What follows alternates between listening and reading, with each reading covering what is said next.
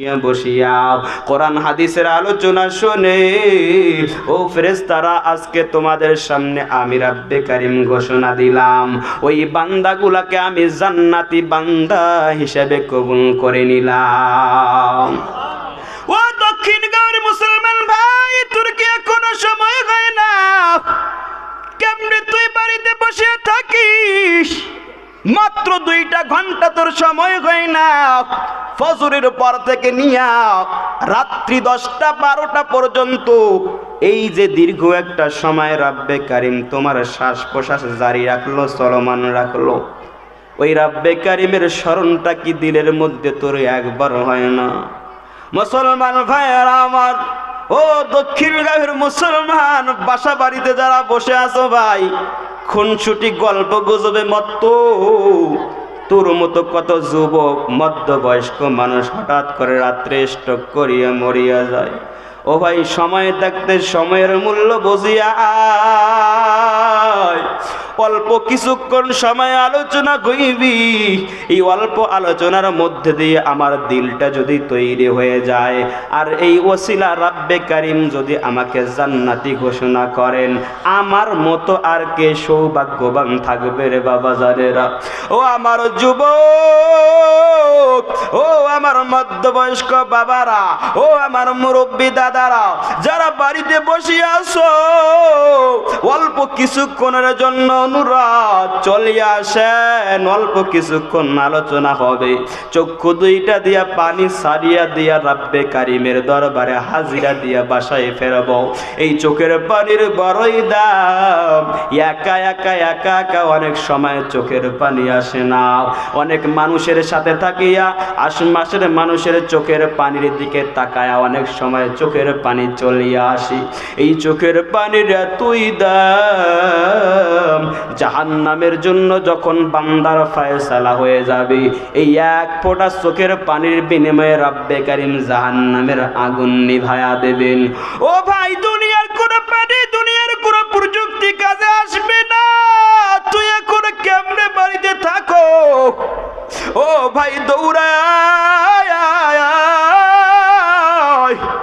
2 ফোঁটা চোখের পানি ফালায় আজকে বাড়িতে যাইবি।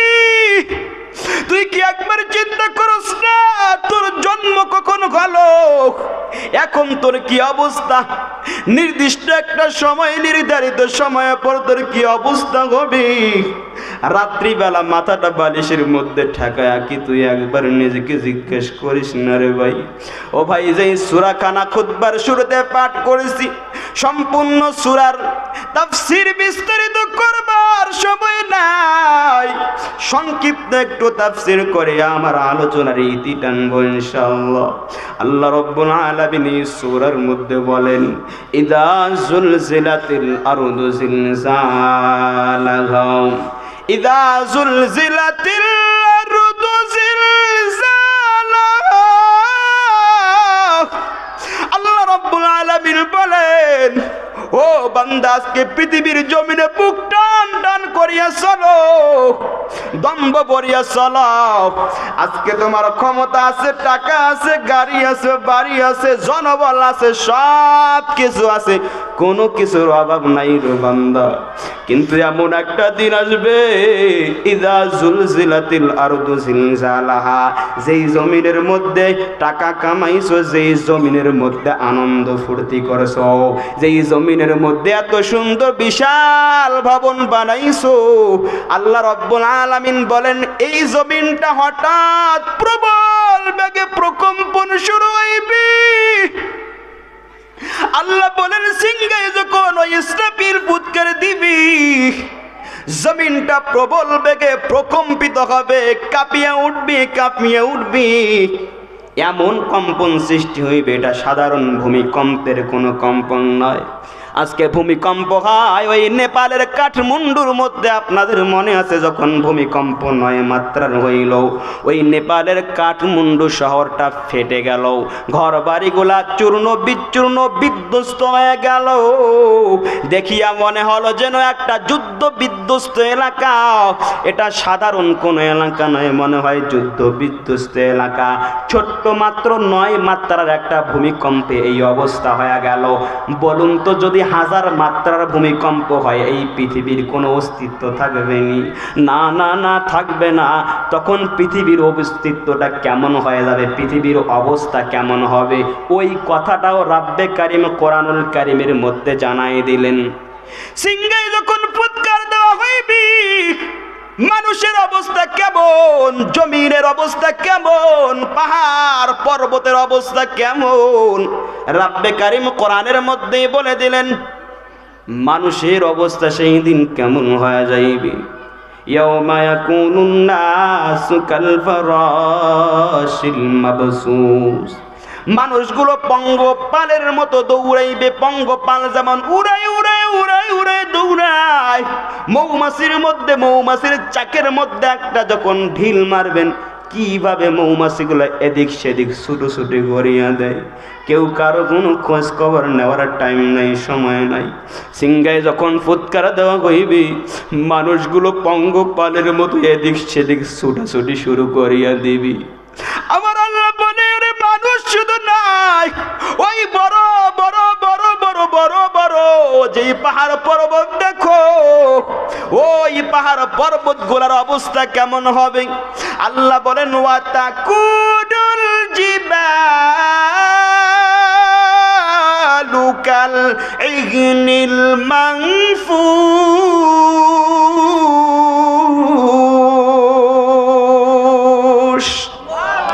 আল্লাহ রাব্বুল আলামিন বলেন বিশাল বড় বড় বড় বড় বড় বড় পাহাড় পর্বতগুলা তোমরা দেখতে পাও, এত বড় পাহাড় আছে, এই যেরকম যদি আপনি মাথাটা উঁচু করেন আপনার টুপিটা পর্যন্ত জমিনের মধ্যে পড়িয়া যাইবে, এত উঁচু উঁচু উঁচু উঁচু পাহাড় দেখা যায়। আল্লাহ রাব্বুল আলামিন কেন এই পাহাড়গুলাকে বানাইলেন, রাব্বে কারিম এটাও কোরআনুল কারিমের মধ্যে জানাই দিলেন। এই পাহাড়গুলা দিয়া আল্লাহ রাব্বুল আলামিন জমিনের মধ্যে প্যারেক মেরে দিলেন। এই জমিনটা, এই আমরা ভূমণ্ডল যে দেখি, আমরা যে ভূমি দেখি, যে মাটি দেখি, এটা তো পানির উপর ভাসমান, এটা যেন হেলে দুলে টালমাটাল হয়ে না যায়। এজন্য রাব্বে কারিম পৃথিবীর জমিনে বিভিন্ন জায়গায় পাহাড়কে প্যারেক স্বরূপ স্থাপন করে দিলেন। আল্লাহ রাব্বুল আলামিন বলেন এই বড় বড় শক্তিশালী পাহাড়গুলো ওই দিন ওয়াতাকুনুল জিবালু কাল্লাহিনিল মাংসুস, এই পাহাড়গুলো রঙিন পশমের ন্যায়। এই যে মানুষের পশম যদি বাতাস দেওয়া হয়, এই পশমগুলো যদি বাতাস দেওয়া হয়, তুলার মধ্যে যদি বাতাস দেওয়া হয়, কেমনে তুলো আর ওই পশমগুলা উড়াউড়ি করে উড়াউড়ি করে। আল্লাহ রাব্বুল আলামিন বলেন ওয়াতাকুনুল জিবালু কাল্লাহিনিল মাংফুস, ওই দিন পাহাড়গুলো রঙিন পশমের ন্যায় উড়াউড়ি করবি, পাহাড়গুলো পর্যন্ত উড়াইবি। কি ভয়ঙ্কর অবস্থা! আল্লাহ রাব্বুল আলামিন বলেন জমিন যখন প্রবল বেগে প্রকম্পন তৈরি হবে, সূরা জিলজাল, ওয়া আখরাজাতিল আরদু আথকালাহা, জমিনের পেটের মধ্যে ভূগর্ভস্থ যা কিছু আছে সব কিছু উগলায়া দেবে, সব কিছু বমি করে দিবে, সব কিছু বের করে দিবে।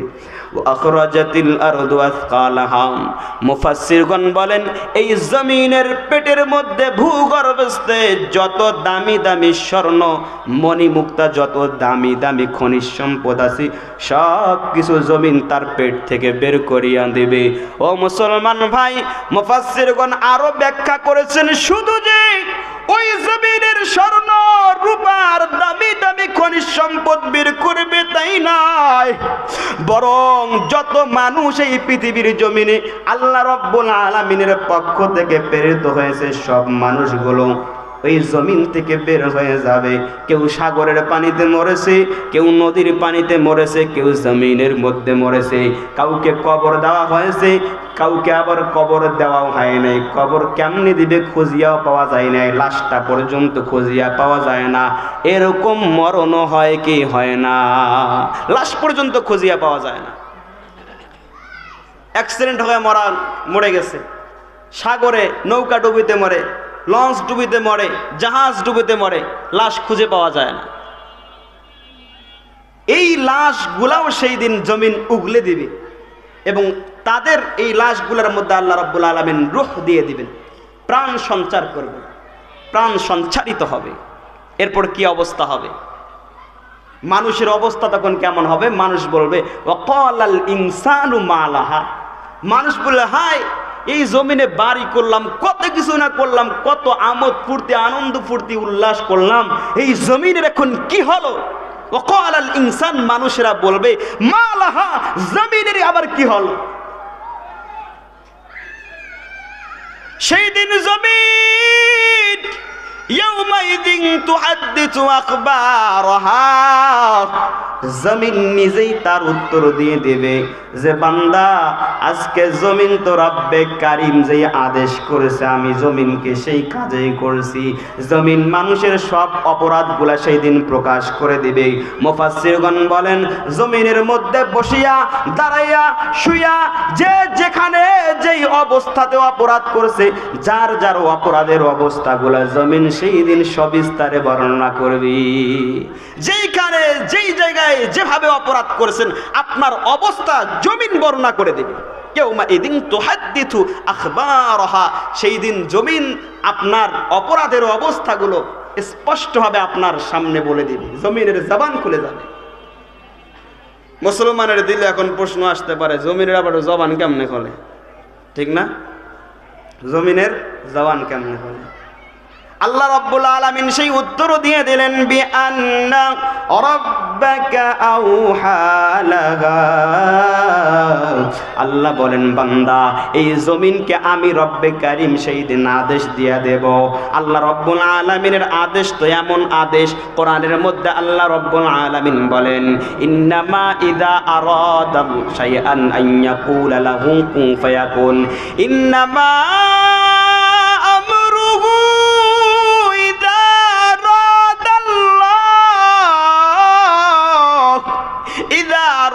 আল্লাহু শাইআন আন ইয়াকুলা লাহু কুন ফায়াকুন। আল্লাহ রাব্বুল আলামিন বলেন যখন আমি রব্বে কারীম কোন কিছুর ইচ্ছা করি শুধুমাত্র কুন বলি, কুন বলতে দেরি যত বড় মরা গাছ হোক, যত বড় মৃত হোক না কেন, যত বড় শুকনা লাকড়ি হোক না কেন, যত বড় জড় বস্তু হোক না কেন, যত বড় বধির হোক না কেন, আমি রব্বে কারীম কুন বললে যেই ইচ্ছা পোষণ করি সঙ্গে সঙ্গে সেটা হয়ে যায়। রব্বে কারীম জমিনের মধ্যে এই পাওয়ারটা সেদিন দিয়া দেবেন। বিআন্না রাব্বাকা আওহা লাহা ইয়াউমাইদিন ইয়াসদুরুন নাসু আশতাতা, ওই দিন মানুষগুলো দলে দলে বিভিন্ন দলে বিভক্ত হইবে। মানুষ দুই দলে বিভক্ত হয়ে যাইবে। ফারিকুম ফিল জান্নাহ, একদল জান্নাতি হয়ে যাইবে। ফারিকুম ফিস সাঈর, আরেক দল জাহান্নামী। কিন্তু ওই দিন জাহান্নামীরা বাম দিকে যাইতে চাইবে না। ওই জাহান্নামী মানুষের অবস্থা কেমন হইবে? ফারিকুম ফিল জান্নাহ, যারা জান্নাতি মানুষ হইবে ওই মানুষগুলার কাছাকাছি আইসা তাদের সাথে মিশিয়া যাইতে চাইবে, মিলিয়ে যেতে চাইবে, তাদের আড়ালে আড়াল হওয়ার চাইবে, বারবার তাদের কাছে আসবে আর ঘেঁষাঘেঁষি করবে। দেখবেন দুনিয়ার জমিনে কোনো একজন চোর চুরি যখন করে ফেলে আর ধরা খেয়ে যায় দৌড় মারে, দৌড় মাইরে যেইখানে মানুষ বেশি ওইখানে মানুষের ভেতরে ঢুকিয়া যাবার চেষ্টা করে, মিলিয়া যাওয়ার চেষ্টা করে। যে হাজার হাজার শত শত যেইখানে মানুষ ওইখানে যদি ঢুকিয়া যাওয়া যায় হয়তো আর আমারে খুঁজিয়া পাওয়া যাইবে না। আল্লাহ রাব্বুল আলামিন বলেন ওই দিন অপরাধী বান্দা ফারিকুম ফিস সাঈর, যারা জাহান্নামী হইবে এই মানুষগুলো তো সহজে জাহান্নামে যাইতে চাইবে না। ওই জাহান্নামী বান্দাগুলা ফারিকুম ফিল জান্নাহ, যারা আছে জান্নাতি যারা দল, এই জান্নাতি দলের সাথে মিলিয়ে যাইতে চাইবে, তাদের কাছে আইসা আড়াল হওয়ার চেষ্টা করবি, তাদের কাছে আইসা আল্লাহর থেকে নিজেকে গোপন করার চেষ্টা করবে, ঢাকার চেষ্টা করবি। আল্লাহ রাব্বুল আলামিন সূরা ইয়াসিনের মধ্যে বলেন বান্দা যত আড়াল হওয়ার চেষ্টা করো কোনো সুযোগ থাকবে না। ওয়ামতাজুল ইয়াউমা আইয়ুহাল মুজরিমুন,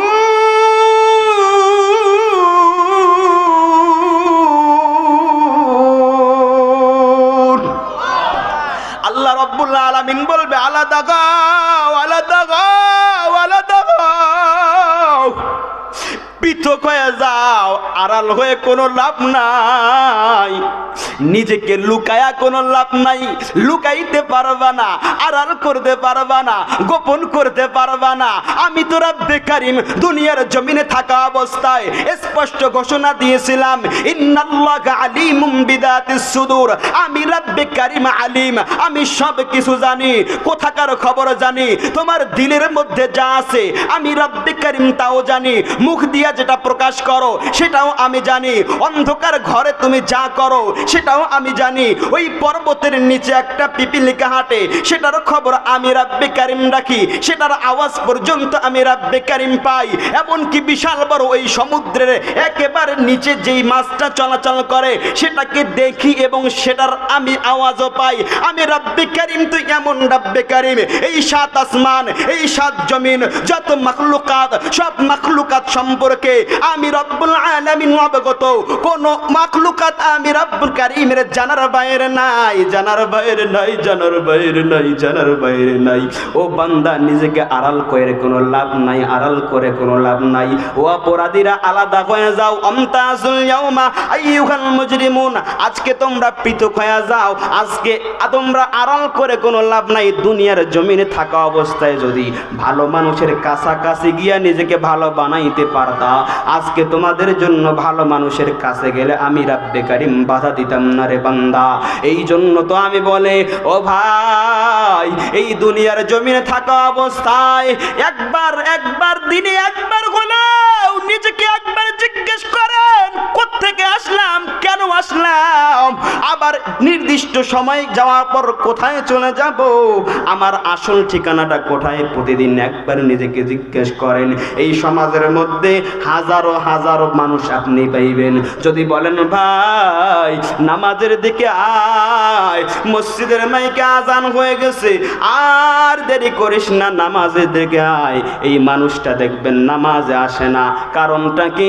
এই মানুষে জবাব দেয়, দোস্ত এত পরিমাণ গুনাহ করছি, গুনাহ করতে করতে করতে করতে আমার দিল না পাক, আমার জবান না পাক, আমার হাত না পাক, আমার সারা বডিটা না পাক হয়ে গেছি, এত পরিমাণ গুনাহ করলাম, হয়তো আমার রব্বে কারীম আর আমাকে ক্ষমা করবে না, আমি তো এমনিতেই জাহান্নামী। এরকম মানুষ দেখবেন, অপরাধী মানুষ এই সমাজের মধ্যে বাস করে কি করে না? বলে দোস্ত নামাজ পড়ে কি হবে, এত পরিমাণ গুনাহ করেছি, আমার আল্লাহ তো আমার ক্ষমা করবে না, এমনিতেও জাহান্নামে যাব, নামাজ পড়লেও জাহান্নামে যাব, এত পরিমাণ আমি অপরাধ করেছি। ও দোস্ত, আমি তাই নামাজ পড়বো না, নামাজ পড়লেও যেহেতু জাহান্নামে যাব, নামাজ না পড়লেও যেহেতু জাহান্নামে যাব, দোস্ত নামাজে যাব না রে দোস্ত। ও দোস্ত, আমার প্যান্টটা না পাক, আমার শরীরটা না পাক, এরকম মানুষ অভাব নাই। 24টা ঘন্টায় না পাকি অবস্থায় থাকি, না গোসলের ফরজ জানে, না উজুর ফরজ জানে, না পাকি থেকে পবিত্র হওয়ার কাজগুলা বিধানটা জানে। আমার আল্লাহ বলেন, বান্দা তুই আমি রব্বে কারীমের রহমত থেকে নিরাশ হয়ে গেছো তাই না? ওরে বান্দা, তোরে তো আমি রব্বে কারীম এত সুন্দর করিয়া আদর করিয়া জাহান্নামে দেওয়ার জন্য বানাই নাই। ও বান্দা, তোরে তো জাহান্নামে দেওয়ার জন্য বানাই নাই, তুই তো আসলে জান্নাতে ছিল, তোর তো আসল ঠিকানা জান্নাতে ছিল। ও বান্দা, তোরে তো জাহান্নামে দেওয়ার জন্য বানাই নাই। কেন তুই আজকে হতাশ হয়ে যাস, কেন তুই আজকে নিরাশ হয়ে যাস রে বান্দা?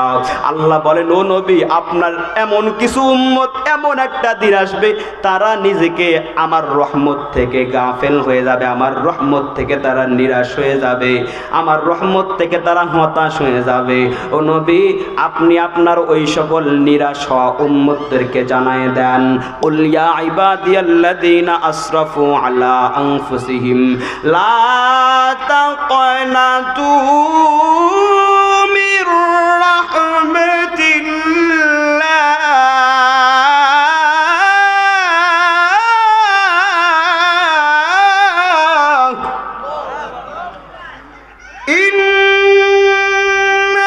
ইন্নাল্লাহা ইয়াগফিরুদ-যুনুবা জামিআ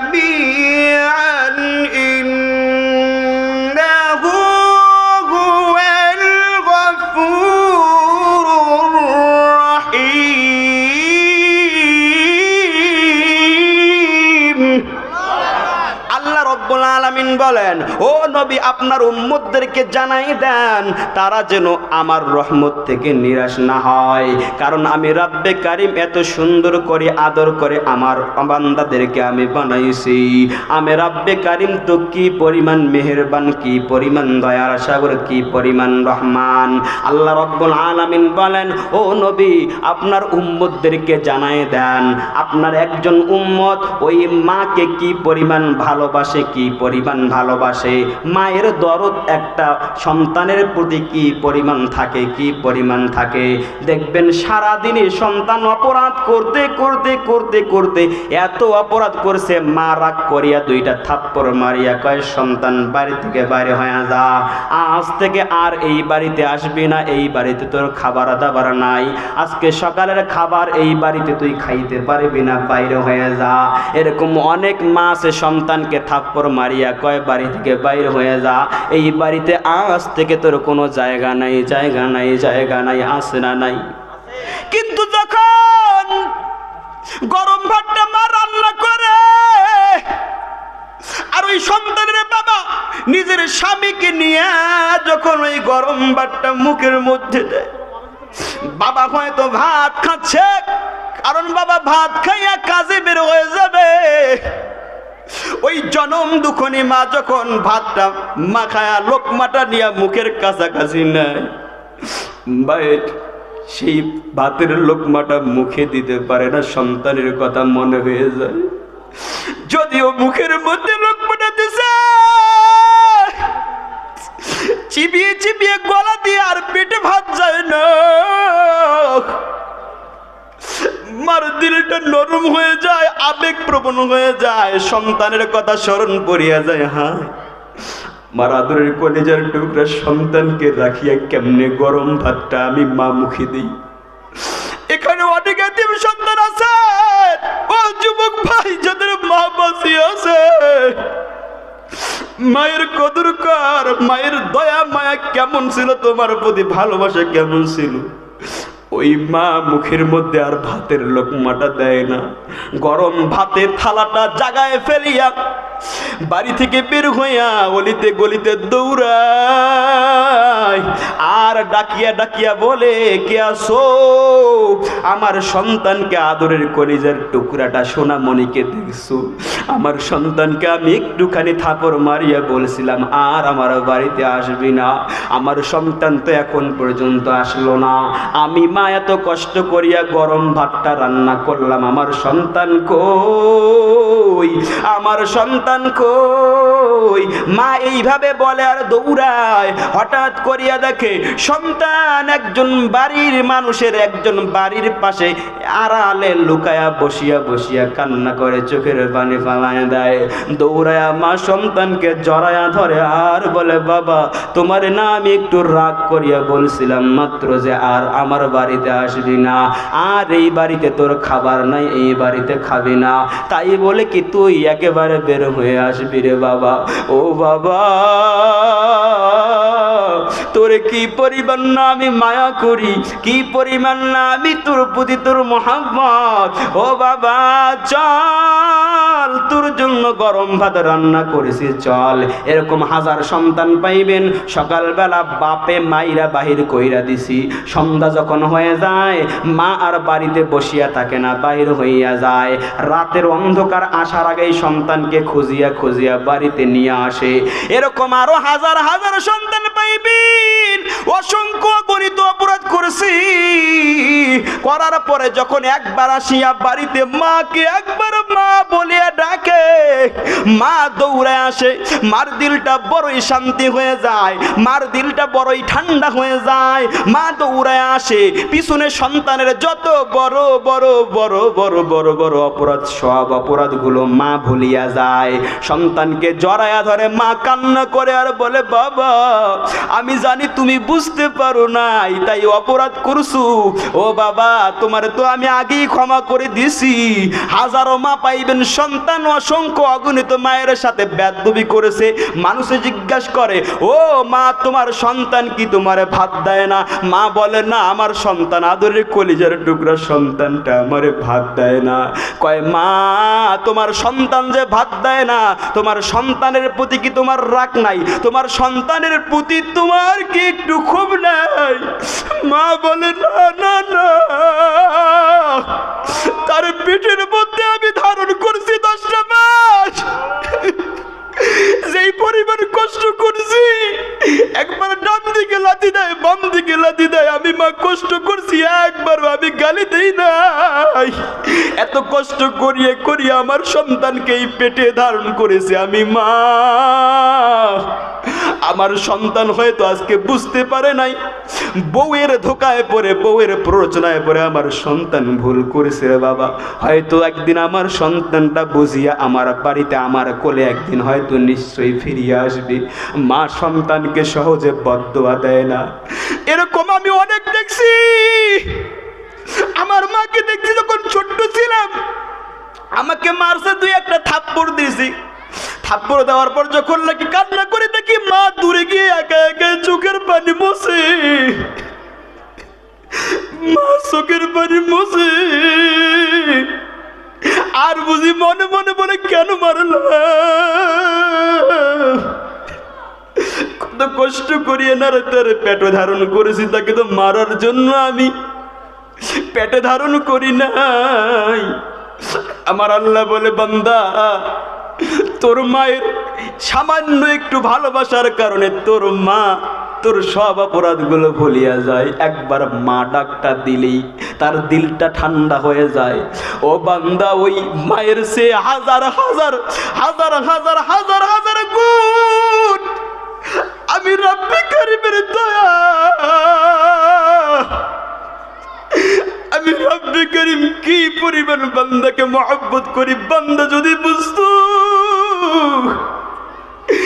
এই কোরআন হাদিসের মাহফিল গুলো আজকে ভরপুর হয়ে যাইত, দক্ষিণ গাঁয়ের মুসলমান বাড়িতে বসিয়ে থাকতে পারতো না।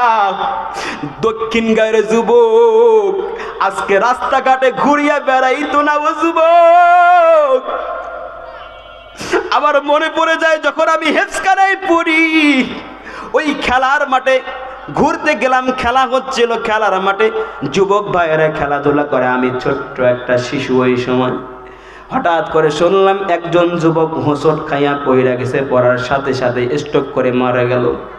জীবন তোরে ভাই কোনো নিশ্চয়তা নাই যুবক, একটুখানি স্মরণ করো, তোমার মতো কত যুবক দৈনন্দিন মারা যায়, আল্লাহর ডাকে সাড়া দিয়া অন্ধকার কবরে চলিয়া যায়। ও যুবক ভাই, ও বন্ধু, ও দোস্ত, কার মোহে পইরা, কার চাকচিক্যের মধ্যে পইরা, কার সৌন্দর্যের মধ্যে পইরা আজকে তুই আল্লাহকে ভুলিয়া গেলি? আমার আল্লাহ বলে, বান্দা তোরে আদর করে বানাইছি জাহান্নামে দেওয়ার জন্য না। নবীকে জানায় দেন, ও নবী আপনার উম্মতদেরকে জানায় দেন, আপনার উম্মতরা যত অপরাধী হোক না কেন, আমি আল্লাহকে নিজের অপরাধের কথা স্মরণ করিয়া আমি রাব্বে কারিমের দরবারে বিনয়ের সাথে যদি একবার আল্লাহ বলিয়া ডাক দেয়, আমি ওই মায়ের চেয়ে হাজার হাজার হাজার হাজার গুণ বেশি খুশি হয়ে যায়। আমার আল্লাহ হাজার গুণ বেশি খুশি হয়। আজকে মাকে তুমি মা বলিয়া ডাক দাও, মা পিছনের অপরাধ ভুলিয়া যায়। আমার আল্লাহকে একবার আল্লাহ বলিয়া দিল থেকে ডাক দিবা, আর নিজের অপরাধের কথা বলবা। ও আল্লাহ, তোমার না মায়া অনেক বেশি, তোমার না দয়া অনেক বেশি। ও দয়ার মালিক, ভুল করেছি, অপরাধ করেছি, আমাকে ক্ষমা করিয়া দাও। রাত্রি যখন গভীর হয়ে যাইবে, বান্দা ওই রাতের বেলা গভীর রাত্রিতে আশপাশের মানুষ যখন ঘুমিয়া যাইবে, তুমি আর বিছানায় না থাকিয়া উঠিয়া উজুটা বানায়া পশ্চিমমুখী হইয়া 2 রাকাত নামাজ পড়িয়া আমার আল্লাহকে ওই নিরিবিলি সময়ে, নীরব সময়ে আমার আল্লাহকে কয়েকবার যদি আল্লাহ বলিয়া ডাক দাও, আমার আল্লাহ এত খুশি হন, এত খুশি হন, এত খুশি হন, এত খুশি হন।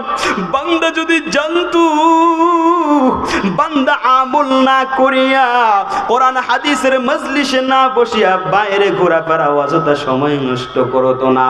আল্লাহ রাব্বুল আলামিন বলেন, ও বান্দা, দিলের মধ্যে আমার ভয়কে যদি ধারণ করো, ও বান্দা, তোমার এই ভয়ের ওসিলায়ও আমি রব্বুল আলামিন ক্ষমা করতে পারি। আমি প্রায় মাহফিলে একটা ঘটনা বর্ণনা করি। ওই পূর্বের যুগের মুসলমান আব্বাজান সন্তানদেরকে ডাক দিয়া বলে, ও কলিজার টুকরা সন্তান, ও কলিজার টুকরা সন্তানেরা, এই দিকে আয়, তোমাদের ব্যাপারে আমার কিছু উপদেশ আছে, তোমাদের ব্যাপারে আমার কিছু নসিহত, তোমাদের ব্যাপারে আমার কিছু ওসিয়ত। ও সন্তানেরা, যখন নাকি আমি মৃত্যুবরণ করব, আল্লাহর ডাকে সারা দিয়া চক্ষু দুইটা যখন আমার বন্ধ হয়ে যাইবি, চিরতরে যখন আল্লাহর ডাকে সারা দিয়া চলিয়া যাইব, আমার লাশটাকে তোমরা সুন্দর করিয়া গোসল করাইবা না, আমার লাশের মধ্যে কোনো কাফন পরাইবা না। ও আমার সন্তানেরা, আমাকে গোসল করাইবা না, কাফন পরাইবা না, দাফনও করবা না। সন্তানেরা বলে, আব্বা জান, এ কেমন কথা, গোসল করাবো না, কাফনও পরাবো না, দাফনও করবো না, তা করবোটা কি? আব্বা জান বলেন, সন্তানেরা রে, আমি এত পরিমাণ অপরাধ করছি, এত পরিমাণ গুনাহ করছি, আমার আল্লাহ আমাকে জাহান্নামে দিবেন, এতে কোনো সন্দেহ নাই। ও সন্তানেরা, যখন নাকি আমার মৃত্যু হয়ে যাইবে, শুকনা লাকড়ি একখানে করিয়া আগুন জ্বালাই, আগুনের মধ্যে পুইরা আমার ছাই বানায়া বাতাসের মধ্যে ভাসায় দিও, বাতাসের মধ্যে উড়াইয়া দিও, পানির মধ্যে ভাসায় দিও, আমাকে দাফন কইরো না, সাধারণ মানুষের মতো কবর দিও না রে সন্তানেরা। সন্তানের কাছে এইভাবে ওসিয়ত করিয়া বাবা চিরবিদায় হয়ে গেল, ইন্তেকাল হয়ে গেল। সন্তানেরা কান্না করে, বাবাকে জড়ায় ধরে কান্না করে। এই পরিশ্রমের হাড় ভাঙা পরিশ্রমের বাবাকে কেমনে আগুনের মধ্যে পোড়াইবি? সন্তানেরা বাবাকে জড়ায় ধরে কান্না করে। এই বাবা জানের বড় ভাই এসে কান্না করে, ছোট ভাই কান্না করে, এলাকা প্রতিবেশী কান্না করে যে কেমনে একটা মানুষকে পোড়ানো যায়।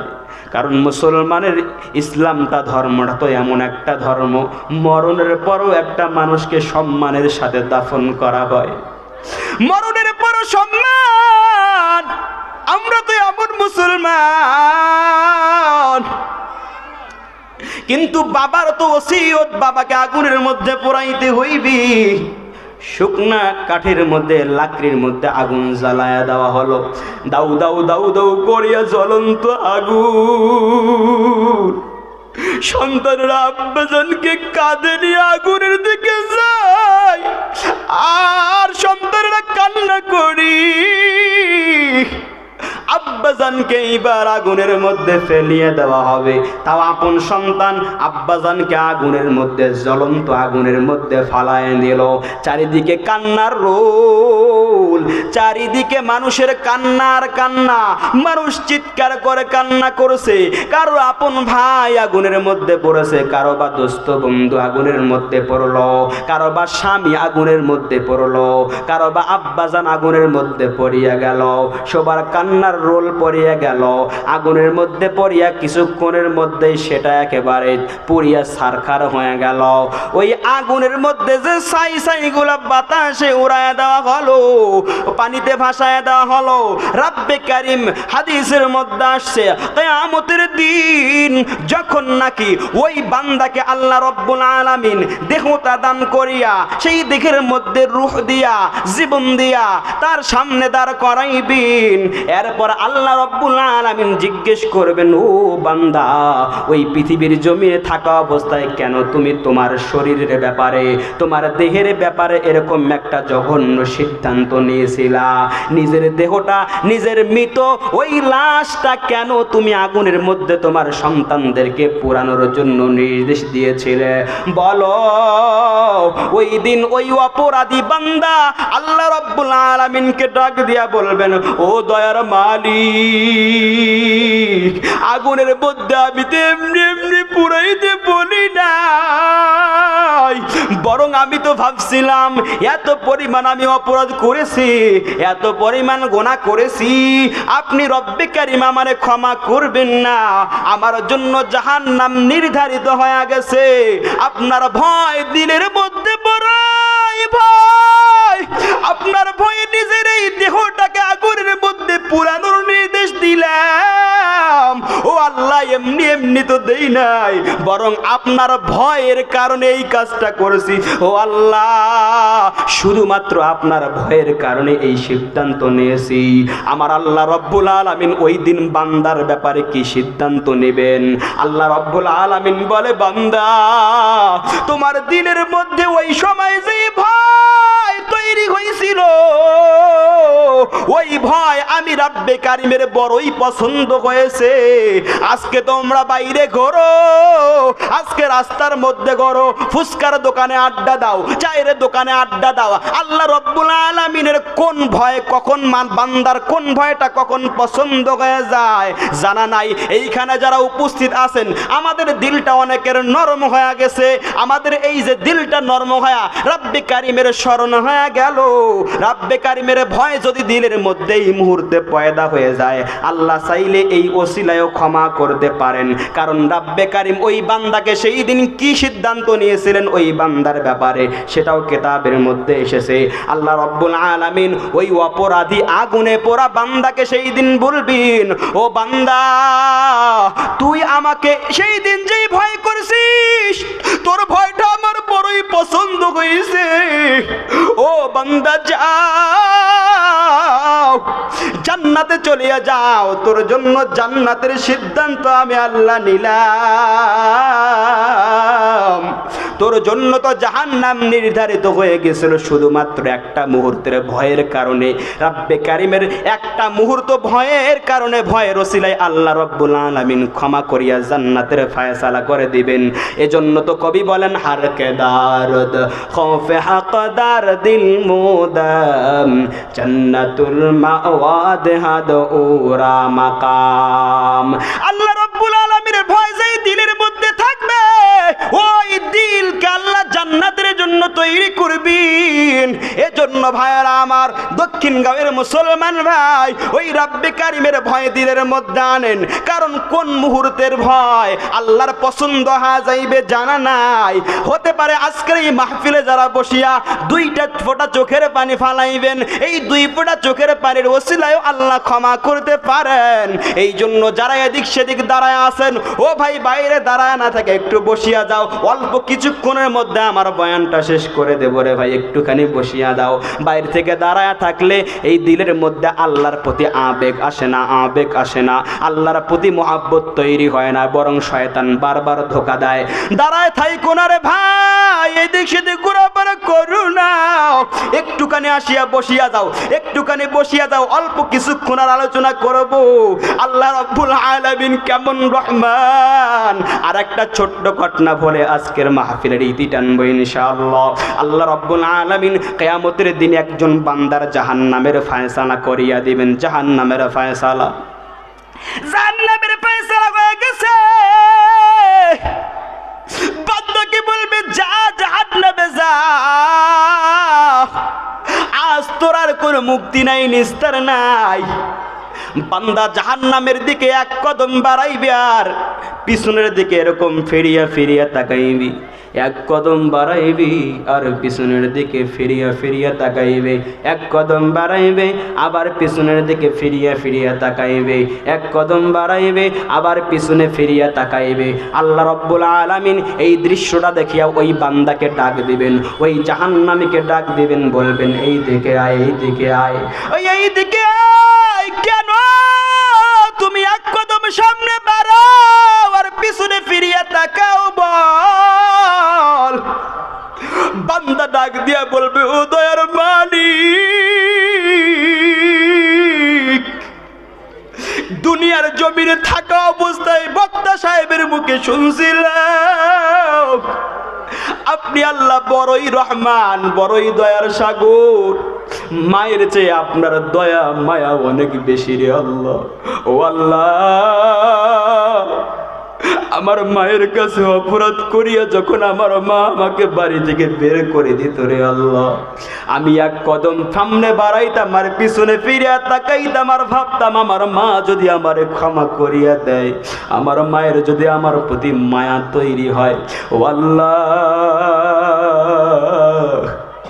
আমি সামনে একটা কদম বাড়াই আর আপনার দয়ার কথা মনে পড়ি, আর আমি ভারি আমার মা তো আমার ক্ষমা করিয়া দিত, দিন শেষে আমার মা ঠিক আমাকে বুকে জড়াই দিত। ও আল্লাহ, সামনে এক কদম যখন বাড়াই আর আমার মায়ের ভালোবাসা মমতা দয়ার কথা মনে পড়ে, তখন ভাবি ওই মায়ের যে না আমার রাব্বে কারিমের দয়া